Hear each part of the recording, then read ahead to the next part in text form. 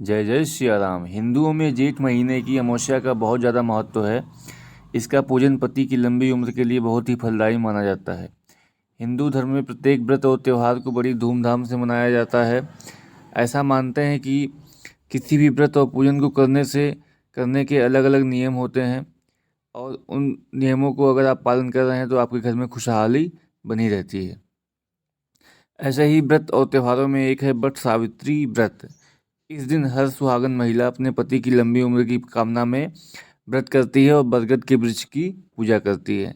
मान्यता यह है कि व्रत करने से पति का स्वास्थ्य अच्छा रहता है और उसकी उम्र बरगद के वृक्ष के समान ही लंबी होती है। इसी कामना में सुहागिन स्त्रियां पूरे विधि विधान के साथ पूजन करती हैं। हर साल यह व्रत ज्येष्ठ महीने के कृष्ण पक्ष की अमावस्या तिथि को मनाया जाता है। आइए हम जानते हैं इस साल 2022 में कब पड़ रहा है और इसके इसके नियम क्या हैं, इसके बारे में हम जानते हैं। इस साल की जेठ महीने की अमावस्या तिथि 30 मई सोमवार के दिन पड़ रही है, इसलिए वट सावित्री का व्रत इसी दिन रखा जाएगा। हालांकि 29 मई को ही प्रारंभ हो रही है, लेकिन इसको 30 मई को माना जाएगा। और इस दिन व्रत करना और बरगद के पेड़ की पूजा करना बहुत ही शुभ होगा। आइए हम वट सावित्री कथा व्रत कथा सुनते हैं। प्राचीन काल से चली आ रही वट सावित्री व्रत कथा के अनुसार राजा अश्वपति की एक पुत्री सावित्री थी। उनके पिता ने शादी के लिए उन्हें यह विकल्प दिया कि वे अपने लिए योग्य पति का चुनाव स्वयं करें। सावित्री ने राजा दुम्नसेन के पुत्र सत्यवान को अपने पति के रूप में चुना।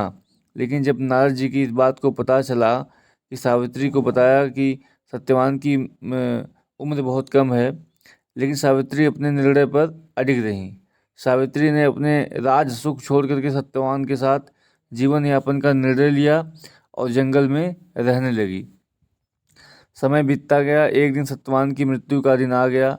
वे बेहोश होकर के गिर गए। उस समय जब यमराज सत्यवान को लेने आए, तब सावित्री भी उनके पीछे चलने लगी। कई बार मना करने पर सावित्री नहीं मानी, तो यमराज ने उन्हें 3 वरदान मांगने को कहा। सावित्री ने अपने 3 वरदानों में पहला वरदान दृष्टिहीन सास ससुर के लिए आंखों की रोशनी मांगी, उनका छिना हुआ राज्य मांगा और अपने लिए 100 पुत्रों का वरदान मांगा। यमराज ने तथास्तु कह दिया, लेकिन तभी उन्हें ज्ञात हुआ कि पति सत्यवान के बिना सावित्री के पुत्र कैसे हो सकते हैं। इसलिए उन्होंने सत्यवान को छोड़ करके सावित्री को अखंड सौभाग्य का वरदान दिया और वहाँ से चले गए। मान्यता यह है कि उस समय सावित्री पति सत्यवान को लेकर के वट वृक्ष के नीचे ही बैठी थी। तभी से वट वृक्ष की पूजा का चलन शुरू हो गया। आइए हम जानते हैं वट सावित्री व्रत का महत्व क्या है।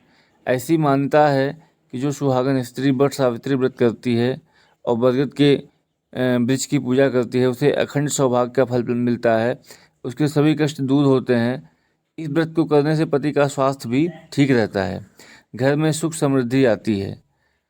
हिंदू धर्म में घर की खुशहाली के लिए यह व्रत करना बहुत ही आवश्यक है। आइए हम वट सावित्री की पूजन की विधि और पूजन सामग्री बताते हैं। आपके पास बांस का पंखा, कच्चा सूत या धागा, लाल रंग का अच्छा सूत्र, बरगद का पेड़ या फल जो भी आपके पास हो, धूप मिट्टी का बरगद का फल चाहिए, फल मतलब जो गिरा हुआ हो। बरगद के पेड़ की पूजा तो होती है।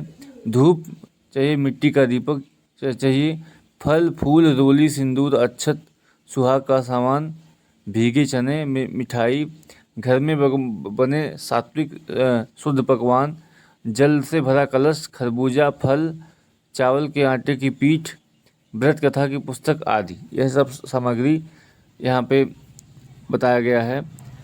वट सावित्री की पूजा की विधि क्या है, आइए हम इसके बारे में चर्चा करते हैं। इस दिन व्रत करने वाली सभी स्त्रियों को प्रातः जल्दी उठना चाहिए। स्नान ध्यान होकर के साफ वस्त्र धारण करें और 16 श्रृंगार करें। वट सावित्री की वट वृक्ष की पूजा करें और दीपक जला करके धूप दिखाएं। वट सावित्री व्रत कथा पढ़ें और घर के बने व्यंजनों का भोग लगाएं। बरगद के वृक्ष में 5 या 7 फेरे लगाते हुए कच्चे धागे को लपेटें। बरगद के वृक्ष में चावल के आटे का पीठा या छाप लगाएं और उसमें सिंदूर का टीका लगाएं। बरगद के फल के साथ 11 भीगे हुए चने पानी के साथ घूंटें और पति की दीर्घायु का वरदान मांगें। मान्यता यह है कि यह व्रत सुहागन स्त्रियों के लिए बहुत महत्वपूर्ण होता है, इसलिए पूरी श्रद्धा के साथ इसको करना चाहिए। धन्यवाद। जय श्री राम। बट वृक्ष को प्रणाम करते हैं और हम आशा करते हैं आपकी समस्त मनोकामनाएं पूरी होंगी। और अगर आप चैनल पर नए हो तो इसको सब्सक्राइब कर लीजिएगा, लाइक करिएगा, शेयर अवश्य करिएगा। धन्यवाद। और जो गलती हो क्षमा चाहते हैं। धन्यवाद। जय श्री राम। और पूजन के अंत में क्षमा याचना अवश्य करनी चाहिए कि भगवान हम कुछ नहीं जानते हैं, हमारा कल्याण करिए। जय श्री राम।